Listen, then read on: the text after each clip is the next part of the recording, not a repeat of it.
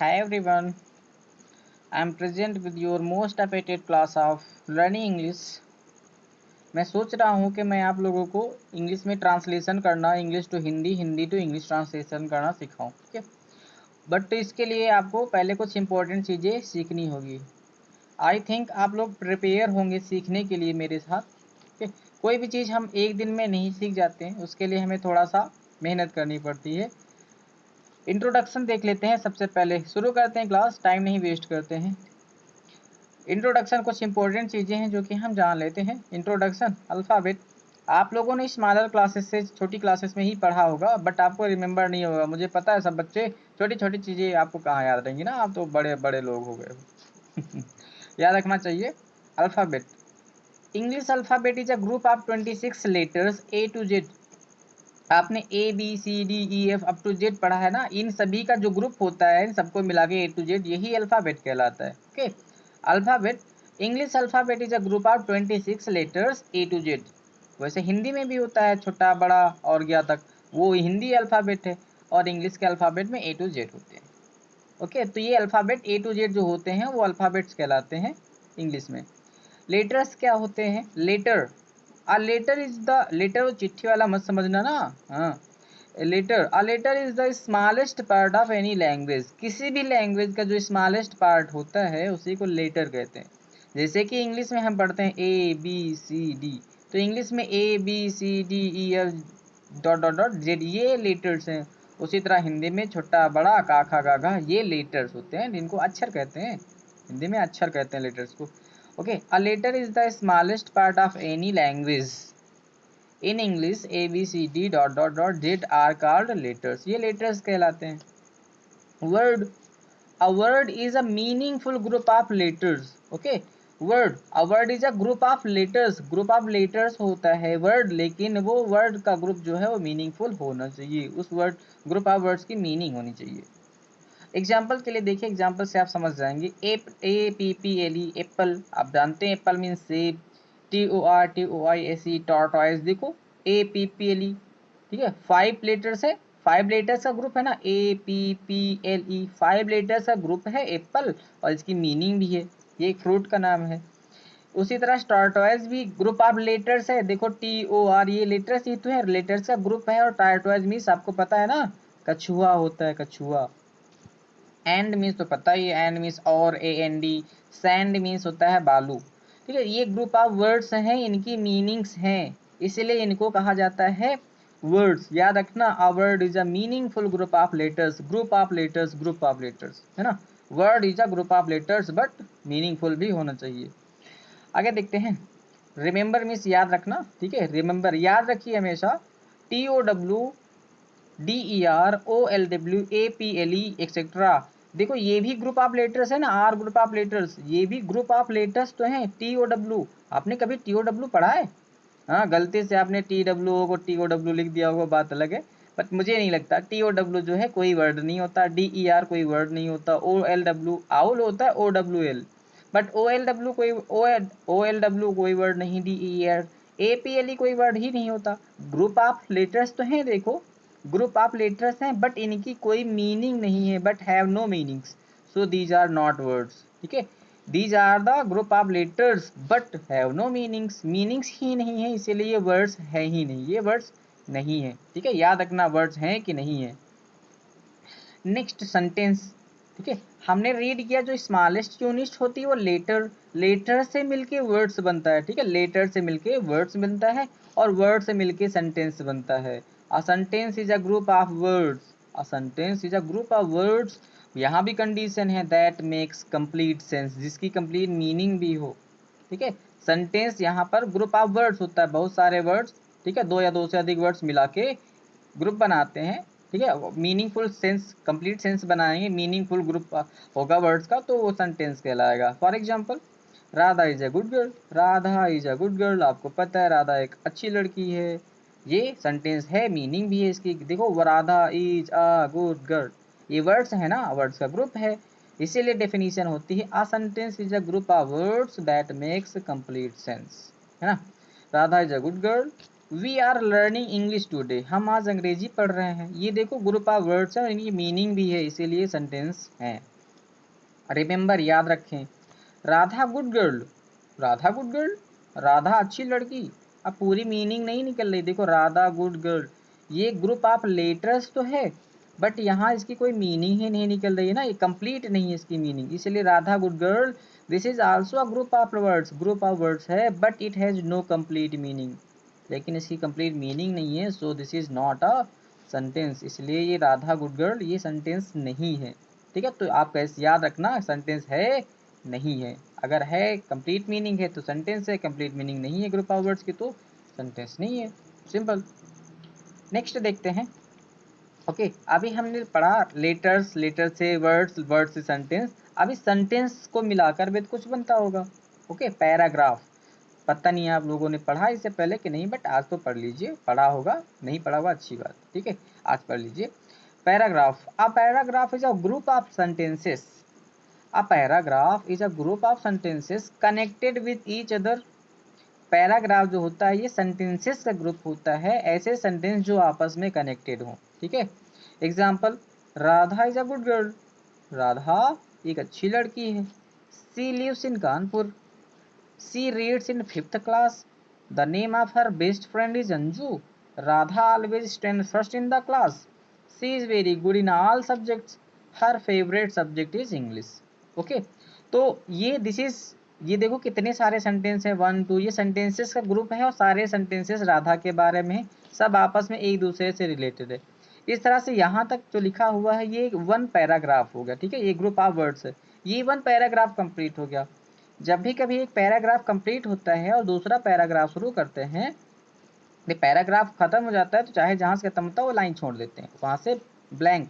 उसके बाद जब नई लाइन से नया पैराग्राफ लिखना शुरू करते हैं तो थोड़ी सी जगह छोड़ देते हैं ना, जैसे कि ये पैराग्राफ मिस हुआ, उसके बाद जब नया पैराग्राफ शुरू किया तो लिखा थोड़ा सा स्पेस छोड़ के, Radha always gets up early in the morning, she never gets, और उसके बाद जब नेक्स्ट लाइन पे फिर से पहुंच जाते हैं तो फिर वहां से जहां से, ठीक है, लिखना है, ठीक है, लाइन सॉरी स्पेस नहीं छोड़ते हैं।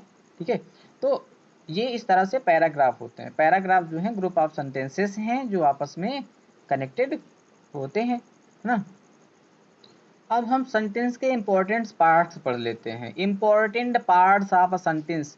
बच्चों ट्रांसलेशन पढ़ाने के लिए अभी हम जो पढ़ा रहे हैं ये ट्रांसलेशन करने के लिए बहुत ही इंपॉर्टेंट है, इसलिए हम ट्रांसलेशन पे सीधे ना पहुंच के पहले आपको ये, ठीक है, इंट्रोडक्शन दे रहे हैं। ये अभी फिलहाल जो पढ़ने जा रहे हैं important parts of sentence most important है ट्रांसलेशन सीखने के लिए।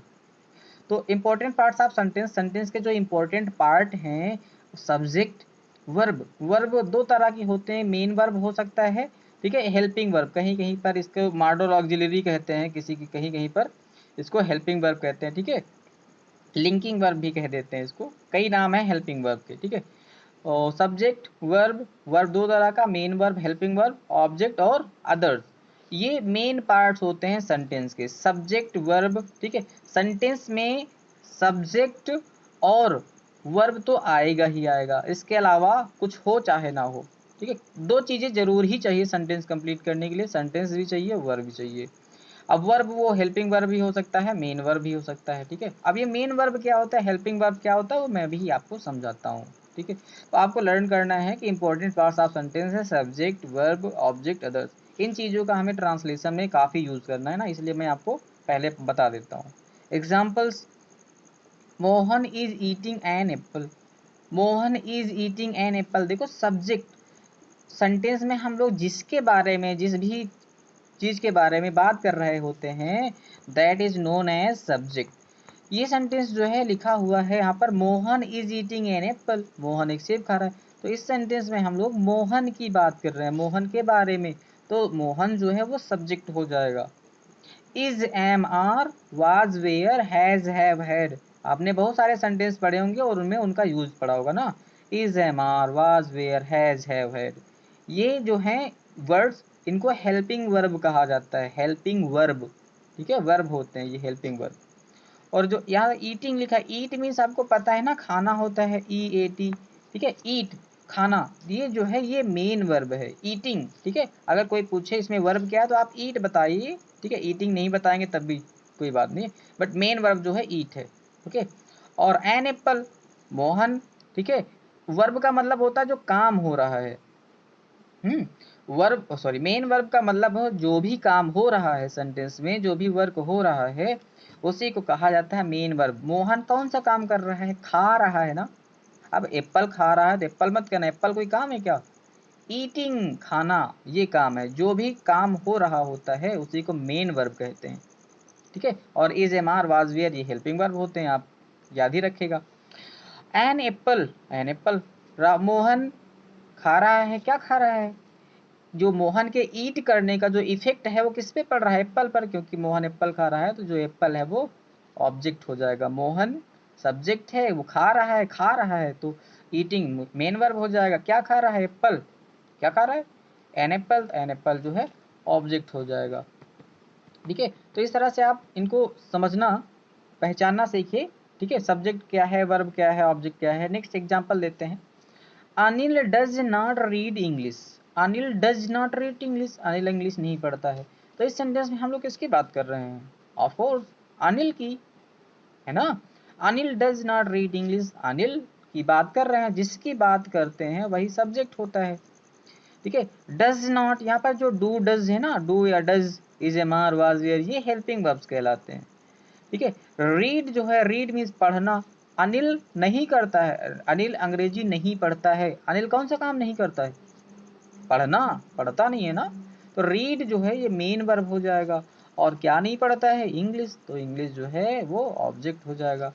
इस तरह से आप लोग subject, helping verb, main verb, object पहचानना सीख लीजिए, आप सीख गए होंगे। एक और लास्ट सेंटेंस देख लेते हैं।